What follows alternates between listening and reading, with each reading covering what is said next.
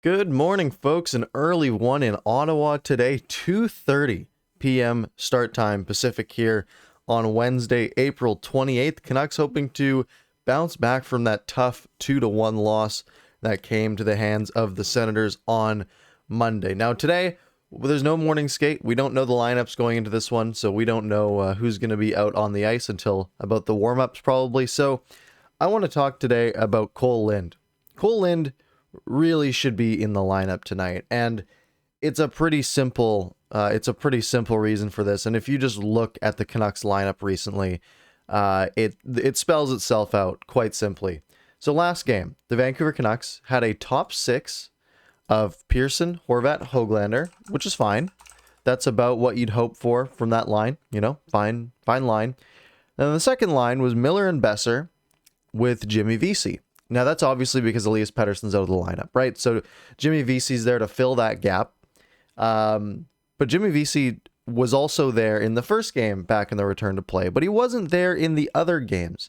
That's because he didn't have a great game in that first game back, and he didn't have a great game on Monday either. I think he had a pretty good first period, but he was sort of bobbling the puck, not really able to get anything going, and clearly, being on that line with Miller and Besser, they weren't able to get anything going as a group. The game before that, we saw Pearson, Horvat, and Besser. So they moved Höglander down with Miller and Besser up with Horvat. And again, they put Zach McEwen on that unit with Höglander and Miller. Again, just trying new things, seeing if you can get someone on a line there, get something going. And in that case, it worked a little better, but that line again wasn't super productive either. Now the game before that against was that against Toronto still? Matthew Highmore came in and played in the top six. So clearly the Canucks have no options here. They've tried Jimmy Vesey twice. They've tried Matthew Highmore. They've tried Zach McEwen. You look at the bottom six. Bottom six is fine. You've got so many people you can slot into the bottom six, and it won't make a big deal, right? You've got the Michaelises, the Howerlucks, Tyler Mott's obviously going to be a staple in there. Jake Virtanen, Brandon Sutter, Travis Boyd, right? Or Travis Boyd, sorry. Basically, you can mess around with that bottom six however you want. No matter what, they're not going to do too much. So, it's the top six where you're trying to hit that mark. So, why wouldn't you want a guy like Kole Lind? Because if you think about Kole Lind, his play style is going to be a playmaker who's going to go out there. He's going to work hard. He's got the size. He's a better offensive player than Zach McEwen. At least his play style is. He's probably a better offensive player than Matthew Highmore. And if Jimmy Vesey isn't getting it done, then Kole Lind is really your next option, unless you do want to bring Jake Virtanen back into the top six, which I don't think they want to do anymore. And then in that case, if you bring someone else into the top six, then you're probably going to slot a bottom six caliber player into the bottom six, whether that's a Highmore or a McEwen or something like that. So if you want some actual firepower with that Miller and Besser pair, someone who can actually go out there and maybe get a pass through to Besser, because Jimmy Vesey wasn't doing it, Matthew Highmore wasn't doing it, Zach McEwen wasn't doing it, I think Kole Lind is the best option. Now, Kole Lind was drafted in 2017, so 4 years ago, basically. He's in his fourth season since being drafted. After playing for the Kelowna Rockets, there was the whole, why isn't anyone taking Kole Lind? And that was because he had 87 points in 70 games in the year before he was drafted. He had 30 goals in the following year as a 1 year older, 95 points in 58 games for the Kelowna Rockets with 39 goals. So this guy can score, he can pass. We're looking at a guy who had, 56 assists in 58 games in his last year in the WHL, but in his draft year, 57 assists in 70 games. So he comes to Utica, plays 6 games in his last WHL season in the AHL, so that doesn't matter. But in 2018-19, so he's played his first season in the AHL 3 years ago, kind of struggled, and everyone was looking at it like, maybe he's not able to make this transition. But you look at the AHL. The AHL is sort of a big man grinders type of league, so it is hard for young people to make that transition quite often. Lots of people have games that just don't really work in the AHL, but are more likely to work in the NHL. We look at Kole Lind, 17 points in 51 games in his first year. Not too great, but he came out firing last year. So 2019-2020, before the pandemic hit in that shortened season, he played 61 games. He had 14 goals and 30 assists for 44 points. Now, those aren't numbers that are going to blow you away, right? Those are good numbers. They're good enough to be, one of the best players on an AHL team. But the trouble is getting that to translate. Well, he went back to Utica this year. He had 5 goals, 3 assists for 8 points in just the 8 games he played before being on the taxi squad. So, a point a game. Last year, he was 0.75 points per game. He's clearly a guy who is capable of scoring goals. Also, 64 PIMs, 64 penalty minutes in those 61 games last year and 8 penalty minutes in those 8 games. So clearly he's got some edge to his game, right? If you can put a guy who can go out there, again, he's 22, why not give him a shot, right? It doesn't impact anything. It doesn't impact his expansion draft status. It has no impact. Just put him in the game. You have a guy who clearly knows how to put the puck in the net, right? Not a high volume scorer at the AHL level, but 19 goals in 69 games the last 2 years.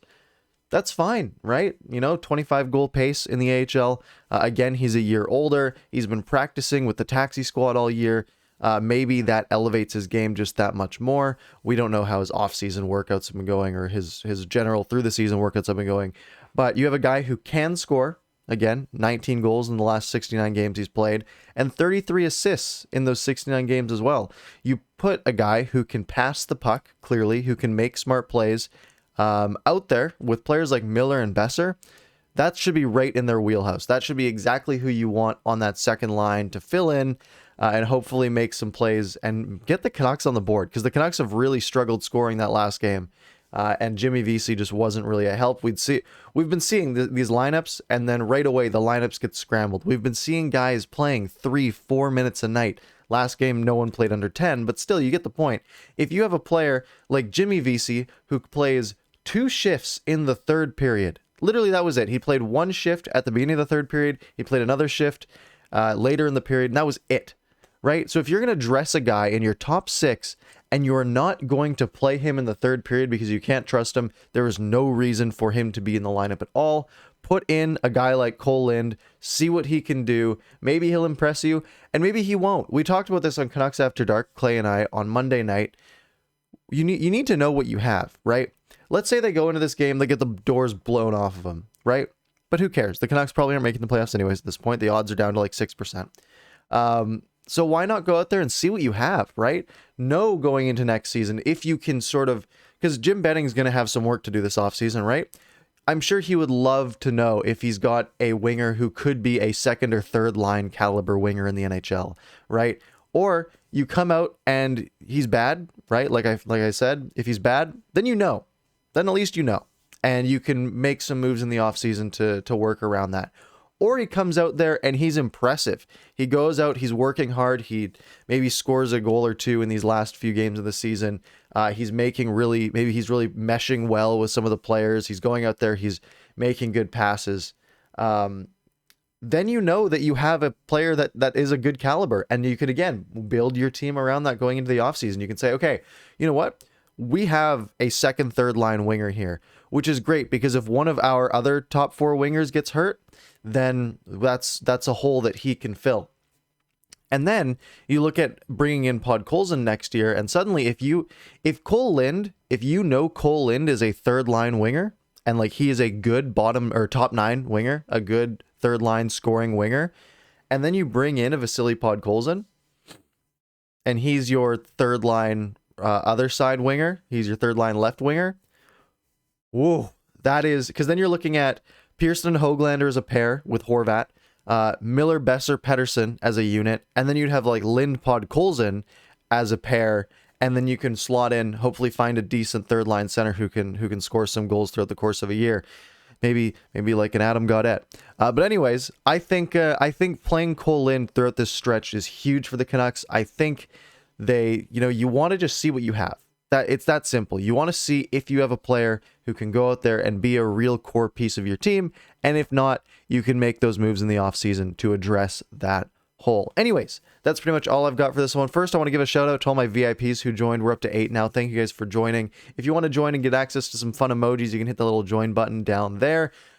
Hit the subscribe button. Follow me on Twitter at ParkersPucks. Everything's linked in the description. Also, shout out to Clay, who is now the meme of Canucks Twitter, which was great. Just him giving this thumbs up, this deathly thumbs up That it's excellent content. Really happy to see that. Anyways, of course, I'll have a post-game video after the Canucks hopefully take down the Ottawa Senators today at 2:30. That game will be up, or that video will be up a bit after 5 o'clock. Anyways, I hope you guys enjoy the game tonight. Let's hope we see some Kole Lind action, and I'll talk to you next time.